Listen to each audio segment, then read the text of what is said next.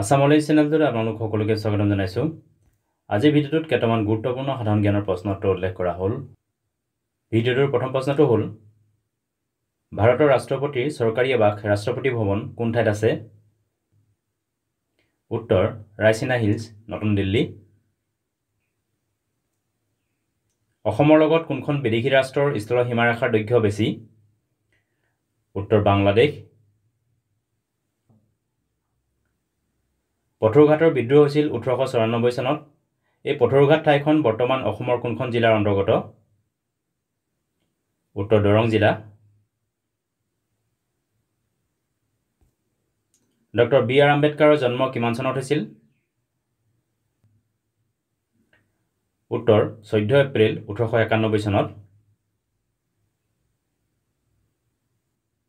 যি প্ৰক্ৰিয়াৰ দ্বাৰা মাটি, বালি আৰু বোকা শিললৈ ৰূপান্তৰিত হয় তেনে প্ৰক্ৰিয়া কি বোলে? উত্তৰ লিথিফিকেশ্যন।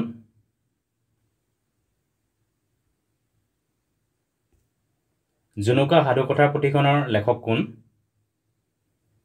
উত্তৰ লক্ষ্মীনাথ বেজবৰুৱা। সাহিত্য অকাডেমী বঁটা ঘূৰাই দিয়া অসমৰ সাহিত্যিকগৰাকী কোন? উত্তৰ হোমেন বৰগোহাঁই। হোমেন বৰগোহাঁয়ে 1978 চনত সাহিত্য অকাডেমী বঁটা লাভ কৰিছিল। তেখেতৰ উপন্যাস পিতা পুত্ৰৰ কাৰণে তেখেতে বঁটা লাভ কৰিছিল।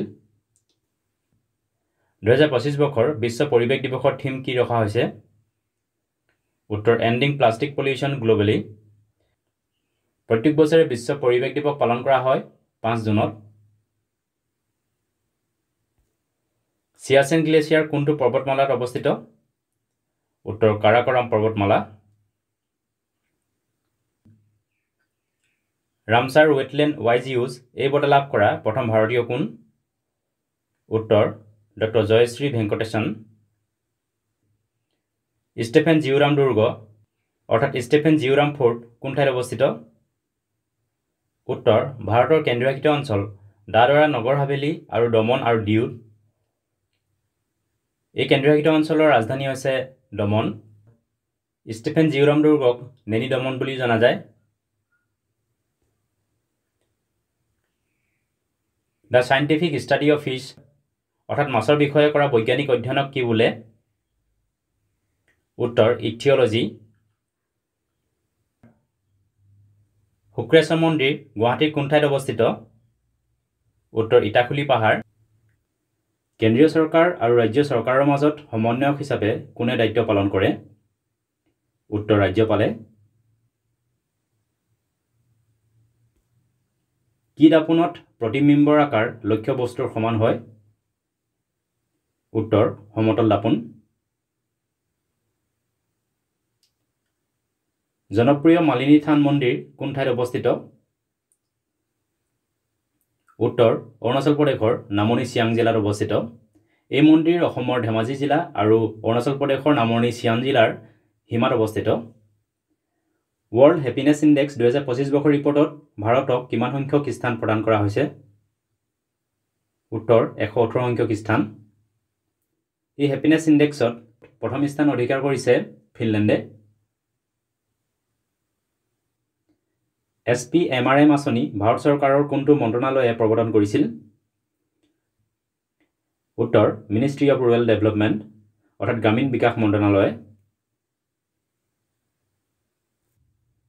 SPMRMৰ ফুল ফৰ্ম হ'ল শ্যামা প্ৰসাদ মুখাৰ্জী ৰুৰবান মিছন। এই মিছন লঞ্চ কৰা হৈছিলে 2016 চনত। এই মিছনৰ মুখ্য উদ্দেশ্য হ'ল গাঁও এলেকাসমূহ বিকাশ সাধন কৰা। নেশ্যনেল এডুকেশ্যন পলিচি অৰ্থাৎ ৰাষ্ট্ৰীয় শিক্ষানীতিৰ লগত জড়িত আপাৰ আইডিত এই আপাৰৰ সম্পূৰ্ণ অৰ্থ কি? উত্তৰ আপাৰৰ ফুল ফৰ্ম হ'ল automated permanent academic account registry.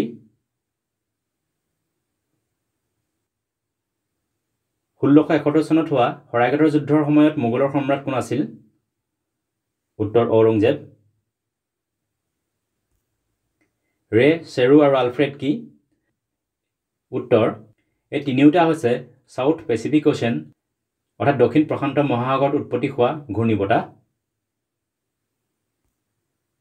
আন্তঃৰাষ্ট্ৰীয় বন দিৱস 2025 বৰ্ষৰ থিম কি আছিল? উত্তৰ ফৰেষ্ট এণ্ড ফুড। আন্তঃৰাষ্ট্ৰীয় বন দিৱস প্ৰত্যেক বছৰে 21 মাৰ্চত পালন কৰা হয়। বিনিয়োগকাৰীক প্ৰবঞ্চনাৰে ধন বিনিয়োগ কৰোৱাই অধিক মুনাফা ঘূৰাই দিয়াৰ মিছা প্ৰতিশ্ৰুতি দিয়া আঁচনিবিলাকক কোৱা হয় পঞ্জী আঁচনি বা পঞ্জী স্কিম।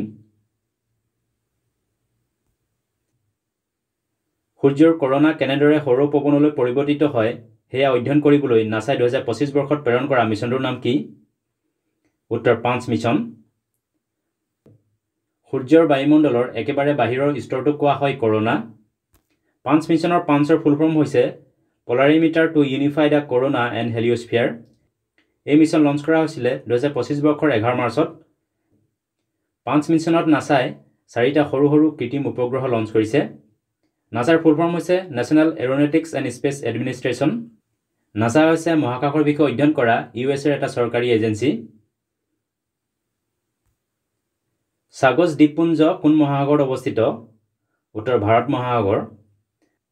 কেইবাটাও দ্বীপৰ সমূহক একেলগে দ্বীপপুঞ্জ বা আৰ্কিপেলাগো বুলি কোৱা হয়।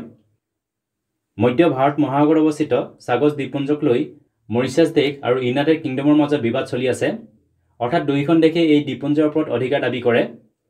অৱশ্যে বৰ্তমান ইউনাইটেড কিংডমে সাগজ দ্বীপপুঞ্জৰ ওপৰত নিজৰ অধিকাৰৰ দাবী প্ৰত্যাহাৰ কৰাৰ কথা ঘোষণা কৰিছে। ঐলাট্টম কোনখন ৰাজ্যৰ এক লোকনৃত্য? উত্তৰ তামিলনাডু। G5ৰ অন্তৰ্গত দেশকেইখন কি কি? উত্তৰ G5ৰ মেম্বাৰ কাণ্ট্ৰিসমূহ হ'ল ভাৰত, চীন, ব্ৰাজিল, মেক্সিকো আৰু দক্ষিণ আফ্ৰিকা। G5 অৰ্থাৎ গ্ৰুপ 5 গঠন কৰা হৈছিলে 2005 চনত। যেতিয়া পৃথিৱী সূৰ্যৰ একেবাৰে ওচৰ চাপে তেতিয়া সেই দূৰত্বক কি বুলি কোৱা হয়? উত্তৰ অধম দূৰত্ব বা পেৰিহেলিয়ন। পৃথিৱীয়ে সূৰ্যক প্ৰদক্ষিণ কৰোঁতে বছৰত এবাৰ পৃথিৱী আৰু সূৰ্যৰ দূৰত্ব নিম্ন হয় আৰু এবাৰ সৰ্বাধিক হয়। এই নিম্ন দূৰত্বক কোৱা হয় অধম দূৰত্ব বা পেৰিহেলিয়ন। আনহাতে সৰ্বাধিক দূৰত্বক কোৱা হয় পৰম দূৰত্ব বা এফেলিয়ন। প্ৰতি বছৰে 5 জানুৱাৰীত পৃথিৱীৰ সূৰ্যৰ একেবাৰে ওচৰ চাপে অৰ্থাৎ অধম দূৰত্বৰ দিনটো হৈছে 5 জানুৱাৰী। আনহাতে 2 জুলাই দিনটোত পৃথিৱী সূৰ্যৰ পৰা সৰ্বাধিক দূৰত্বত অৱস্থান কৰে অৰ্থাৎ পৰম দূৰত্বৰ দিনটো হৈছে 2 জুলাই। BPL, APL আৰু PHH ৰেচন কাৰ্ডৰ বিস্তাৰিত ৰূপ কি? উত্তৰ BPLৰ ফুল ফৰ্ম হ'ল বিলো পভাৰ্টি লাইন, APLৰ ফুল ফৰ্ম হ'ল এবভ পভাৰ্টি লাইন আৰু PHHৰ ফুল ফৰ্ম হ'ল priority house hold.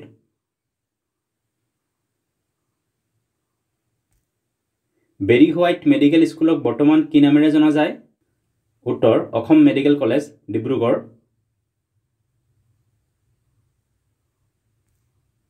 Kumar Bhaskar Varma Sanskrit আৰু পুৰাতন অধ্যয়ন বিশ্ববিদ্যালয় অসমৰ কোন ঠাইত অৱস্থিত? উত্তৰ নলবাৰী। ভাৰতীয় সংবিধানৰ কোনটো অনুচ্ছেদত সম্পত্তি অধিকাৰৰ বিষয়ে উল্লেখ আছে? উত্তৰ অনুচ্ছেদ নং 300A।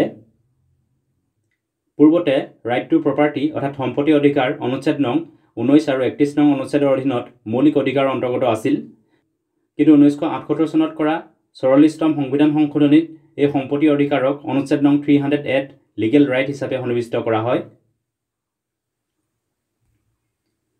ভাৰতৰ প্ৰথম ডুগং সংৰক্ষণ ৰিজাৰ্ভ কোন ঠাইত স্থাপন কৰা হৈছে? উত্তৰ তামিলনাডুত। ডুগং সংৰক্ষণ ৰিজাৰ্ভ তামিলনাডুৰ পাকবেইত 2021 চনত স্থাপন কৰা হয়। ডুগং হৈছে সাগৰত বাস কৰা এবিধ স্তন্যপায়ী প্ৰাণী অৰ্থাৎ মামেল। ডুগঙক IUCN অৰ্থাৎ international union for conservation of নেচাৰৰ ভালনাৰেবল প্ৰাণীৰ তালিকাত সন্নিৱিষ্ট কৰা হৈছে। LNG বিশেষকৈ কি গেছেৰে গঠিত? উত্তৰ মিথেন। LNGৰ ফুল ফৰ্ম হ'ল liquefied natural gas. Kartarpur Darbar Sahib gurdwara কোন ঠাইত আছে? উত্তৰ পাকিস্তানৰ পঞ্জাৱ প্ৰদেশত। হোমাৰ কোন দেশৰ লোক আছিল? উত্তৰ প্ৰাচীন গ্ৰীক। হোমাৰৰ দুখন জনপ্ৰিয় গ্ৰন্থ হ'ল ইলিয়াড আৰু ওডিচি। চম্পাৰণ সত্যাগ্ৰহৰ সময়ত ভাৰতৰ ভাইচৰয় কোন আছিল? উত্তৰ লৰ্ড চেমছফৰ্ড। চম্পাৰণ সত্যাগ্ৰহ সংঘটিত হৈছিলে 1917 চনত। 2025 বৰ্ষৰ 28 মাৰ্চত ম্যানমাৰ আৰু থাইলেণ্ডত অহা ভূমিকম্পৰ তীব্ৰতা কিমান আছিল? উত্তৰ 7.7।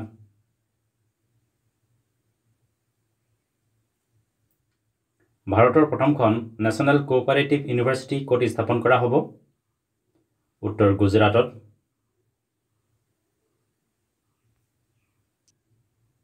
সিনিয়ৰ সিটিজেন কমিশন অৰ্থাৎ জ্যেষ্ঠ নাগৰিক আয়োগ গঠন কৰা ভাৰতৰ প্ৰথমখন ৰাজ্য কি?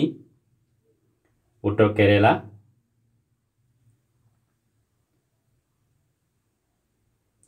আইকেমে নৌসেনা অনুশীলনত ভাৰতৰ লগত কেইখন আফ্ৰিকান দেশে অংশগ্ৰহণ কৰিব? উত্তৰ 10খন দেশে। আইকেমেৰ ফুল ফৰ্ম হ'ল আফ্ৰিকা ইণ্ডিয়া কি মেৰিটাইম এংগেজমেণ্ট। এই নৌসেনা অনুশীলনত ভাৰতৰ সৈতে আফ্ৰিকা মহাদেশৰ 10খন দেশে অংশগ্ৰহণ কৰিব। এই নেভেল এক্সাৰচাইজ হোষ্ট কৰিব ভাৰত আৰু টানজানিয়াই।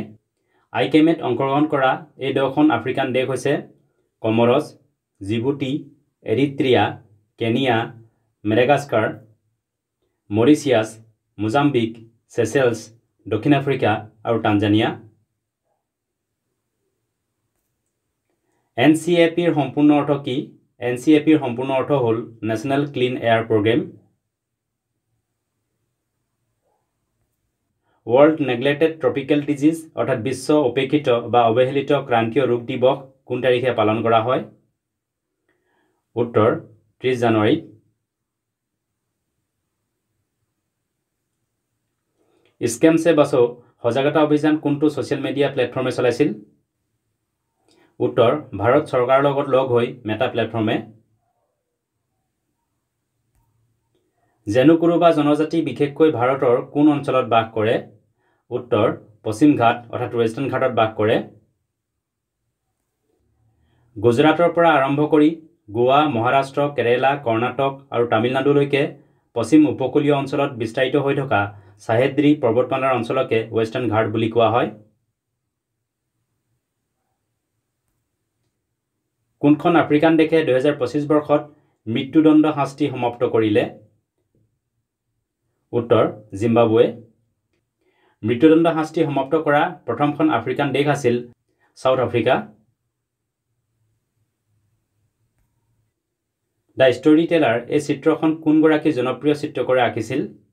উত্তৰ অমৃতা শ্বেৰগিলে।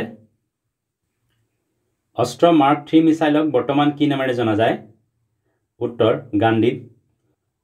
গাণ্ডীৱ হৈছে DRDO-এ নিৰ্মাণ আৰু বিকাশ সাধন কৰি থকা এক এয়াৰ টু এয়াৰ মিছাইল। DRDO-ৰ ফুল ফৰ্ম হ'ল defence research and development organisation. Pamban সেতুৱে কোন দুখন ঠাইক সংযোগ কৰিছে? উত্তৰ পাম্বান দ্বীপ আৰু মন্দাপমক। পাম্বান সেতু তামিলনাডু ৰাজ্যত নিৰ্মাণ কৰা হৈছে। এই দলঙে ৰামেশ্বৰমক ভাৰতৰ মুখ্য ভূমিৰ এখন টাউন মন্দাপমৰ লগত সংযোগ কৰিছে। ইয়াত দুখন ব্ৰিজ আছে, এখন ৰোড ব্ৰিজ আৰু এখন ৰেল ব্ৰিজ। IISR চুৰিয়া কি? উত্তৰ IISR চুৰিয়া হৈছে এবিধ হালধি। এই হালধিবিধক মছলা গৱেষণা প্ৰতিষ্ঠান IISR-এ বিকাশ সাধন কৰিছে। IISR ফুল ফৰ্ম হৈছে Indian institute of spices research.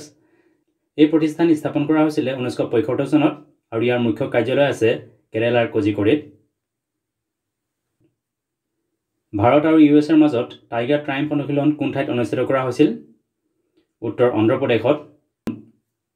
Tiger ট্ৰায়েম্ফ হৈছে ভাৰত আৰু US-ৰ মাজত অনুষ্ঠিত কৰা এক সৈনিক অনুশীলন।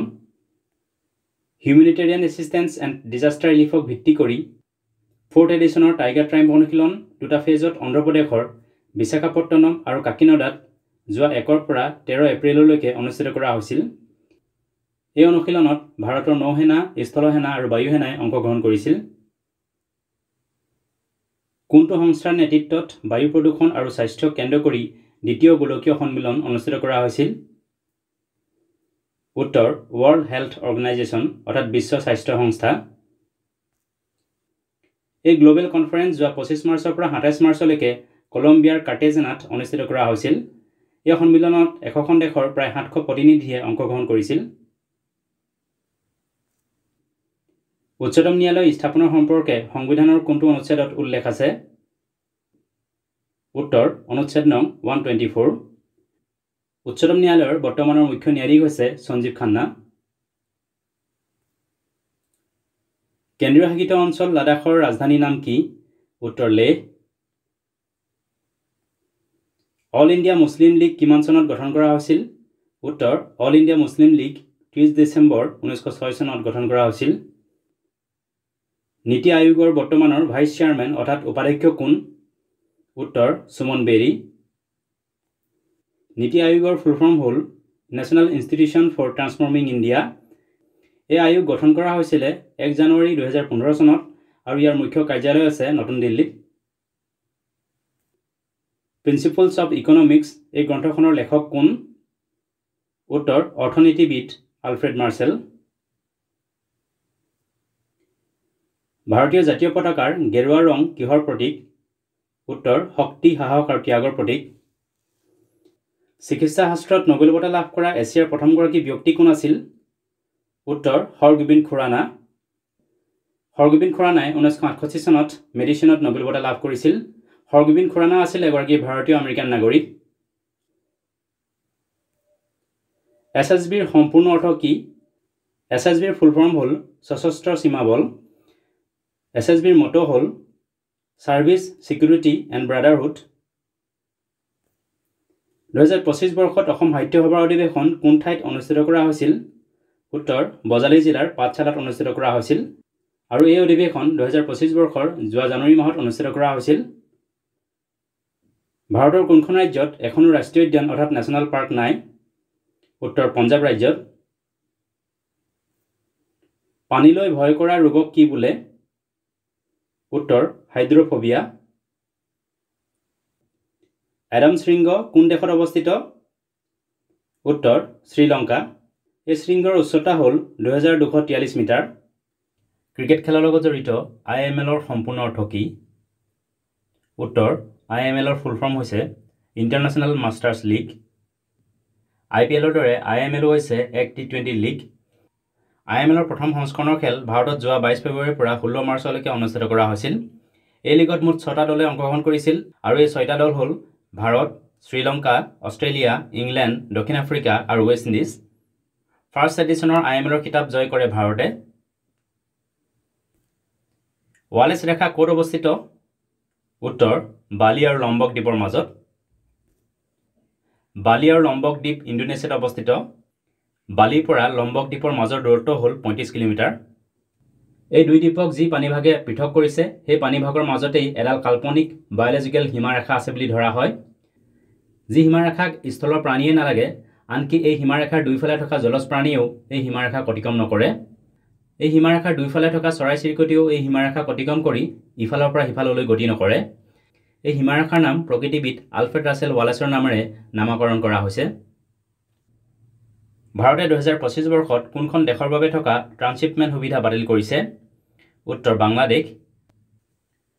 1857 চনৰ চিপাহী বিদ্ৰোহৰ সময়ত ভাৰতৰ গভৰ্ণৰ জেনেৰেল কোন আছিল? উত্তৰ লৰ্ড কেনিং। চকত্ৰা দ্বীপ কোন মহাসাগৰত অৱস্থিত?